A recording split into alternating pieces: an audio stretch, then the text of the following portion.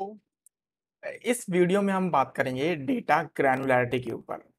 देखिए, power BI में data modelling बहुत ही इंपॉर्टेंट है। हम ये कह सकते हैं ये इसकी बैकबोन है। तो इसका एक टर्म है ग्रैनुलैरिटी। इस ग्रैनुलैरिटी पर हम बात करेंगे कि ये क्या है, और इसे समझने के बाद, इस टॉपिक को समझने के बाद आप किस इजी तरीके से आप पावर बीआई में काम कर पाएंगे। तो चलते हैं स्क्रीन पर, मैं आपको कुछ दिखाता हूँ इसमें। देखिए, अब एक सिंपल सा एग्जांपल लेते हैं। ये हमारी प्रोडक्ट टेबल है और इस प्रोडक्ट टेबल में कुछ आइटम्स गिवन है, ID, dot name and cost. अब आप ग्रैनुलैरिटी की बात करें तो यहाँ पर सिंपल वर्ड में ये कह सकते हैं कि जो ग्रैनुलैरिटी है उसका मतलब होता है कि किसी टेबल के अंदर उस टेबल की एक जो सिंगल लाइन है, सिंगल रॉ है, उसका क्या मतलब है, यानी हर लाइन का क्या मतलब है, वो उसकी ग्रैनुलैरिटी होती है। जो ग्राउंडुलैरिटी हम देखते हैं वो हम हमेशा फैक्ट टेबल में देखते हैं, क्योंकि डायमेंशन टेबल में हर लाइन अपनी आप में ही यूनिक होती है। यानी कि ये एक प्रोडक्ट है और ये एक दूसरा प्रोडक्ट है, ये आपस में इंटरकनेक्टेड नहीं है। ओके, अब एक सिंपल एग्जांपल लेते हैं। एक टेबल है, सेल्स टेबल, जिसमें आइटम आईडी आईडी 1 जो है सोल्ड हुई 100 यूनिट्स। ओके, तो यहां पर जो हम इसकी ग्राउंडुलैरिटी है वो हम कहेंगे कि आइटम वाइज है। हर लाइन जो है एक आइटम को बता रही है, क्योंकि अगर मुझे यहां पर दूसरा आइटम लिखना हो तो मैं कुछ इस तरह लिखूंगा, लेकिन अगर मुझे आइटम नंबर 1 दोबारा से लिखना हो 50 क्वांटिटीज, तो मैं इसी में ही ऐड कर दूंगा, क्योंकि यहां पर इस बात का कोई मतलब नहीं बनता कि अगर मैं यहां पर आईडी 1 लिखूं और यहां पर 15 लिखूं। ठीक है, क्योंकि इस लाइन और इस लाइन कोई अलग से इंफॉर्मेशन नहीं मिल रही है मुझे। अगर ये लाइन डुप्लीकेट कब होगी, जब इसमें एक और इंफॉर्मेशन ऐड की जाएगी।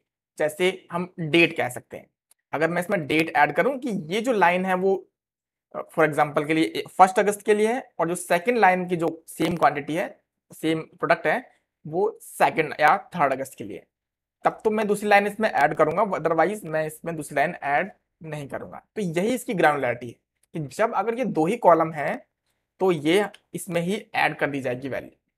अब मैं इसमें तीसरा कॉलम ऐड करता हूं, तो हम ये कह सकते हैं कि अभी इसकी जो ग्रानुलैरिटी है वो है प्रोडक्ट वाइज, यानी कि डेटा जो हमें दिया हुआ है, गिवन है, वो प्रोडक्ट वाइज है। अब अगर मैं इसमें डेट ऐड कर दूं, अब इस डेट में मैं लिखता हूं कि ये जो है डेटा 1 अगस्त है, और ये जो डेट है ये भी 1 अगस्त है, और अब 2 अगस्त, ये भी 2 अगस्त। तो अब मैं कह सकता हूं कि अब आइटम नंबर 1 जो है दोबारा से 150 पीस बिके हैं, और आईडी नंबर 5 जो है वो दोबारा से 65 पीस बिके हैं। तो अब यहां पर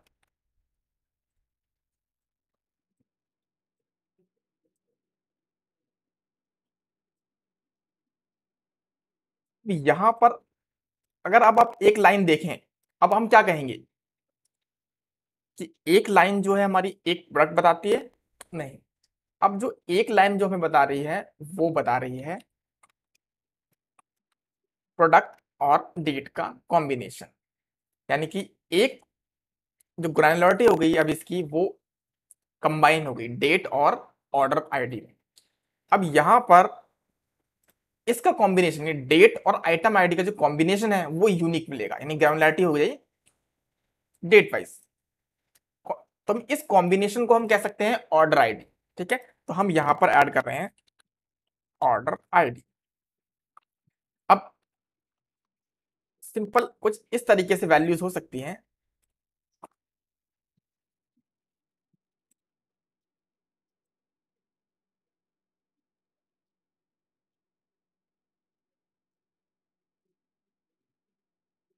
ठीक है, तो ये हमारी आईडी हो गई।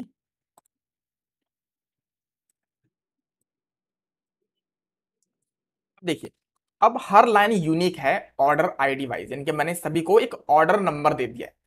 ऑर्डर नंबर 1 में 1 अगस्त को ये आइटम, ऑर्डर नंबर 2 में सेम अगस्त है दूसरा आइटम, फिर ऑर्डर नंबर 3 2 अगस्त को आया है थर्ड आइटम, और ऑर्डर नंबर 4 इस 2 अगस्त को आया है आईडी नंबर 5। तो यहां पर अब ग्रैनुलैरिटी ऑर्डर वाइज हो गई। ठीक है, तो होप आपको और ग्रैनुलैरिटी समझ आया होगा कि ग्रैनुलैरिटी क्या होता है। अब सिंपल हम केस लेते हैं कि ग्रैनुलैरिटी हमें समझना क्यों जरूरी है। देखिए, एग्जाम्पल के लिए लेते हैं हम, एवरेज निकालते हैं कि हम एवरेज निकालना चाहते हैं इस वैल्यू का।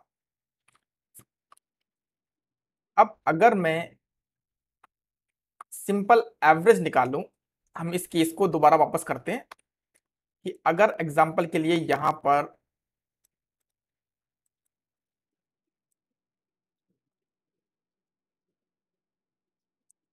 जो सबसे पुरानी आईडी थी जिसकी जो ग्रैनुलैरिटी थी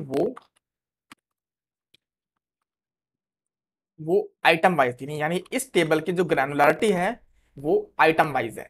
अब हम आइटम वाइज कैसे कह सकते हैं, अब अगर हम सिंपल एवरेज निकालें और इस क्वांटिटी कॉलम का एवरेज निकालें, तो बताइए ये एवरेज किसका निकला है। एवरेज निकला है प्रोडक्ट वाइज, यानी हम ये कह सकते हैं कि हमारा जो प्रोडक्ट है वो 112 जो है एवरेज आएगा हमारे इस वैल्यू में से।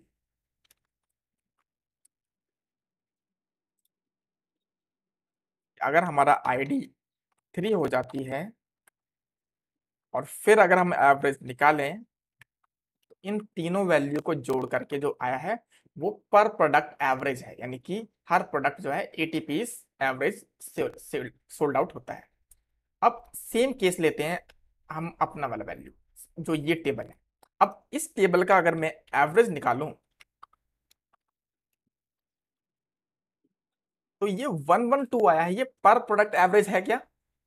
नहीं, ये पर प्रोडक्ट एवरेज नहीं है, ये पर ऑर्डर एवरेज है। यानी कि क्योंकि जो इस टेबल की जो ग्रैनुलैरिटी है वो ऑर्डर वाइज है, तो इसकी जो एवरेज हुआ वो ऑर्डर वाइज हुआ। यानी मतलब कि जो यूनिक रिकॉर्ड्स हैं, यानी हम इसे चेक कर सकते हैं कि जो भी आइटम यूनिक है ग्रैनुलैरिटी उसके वाइज होती है।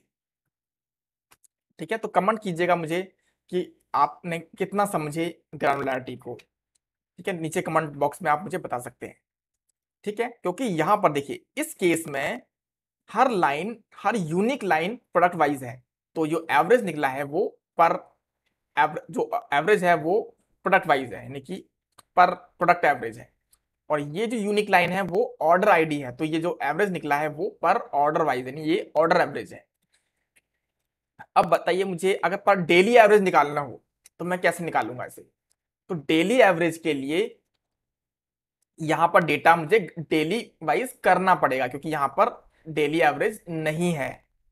तो एग्जांपल के लिए अगर मैं इसे डेली एवरेज करना चाहूं, तो यहां पर ये दो डेट्स आएंगी और ठीक है, हम पावर बीआई में इसे समराइज फंक्शन या ऐसे कुछ करते। अ, अब क्वांटिटी कॉलम ही आएगा इसके अंदर। तो 1 अगस्त की जो टोटल वैल्यूज हैं वो 225 हैं, और 2 अगस्त की जो टोटल वैल्यूज हैं वो 215 हैं। तो अब जो इसका एवरेज है,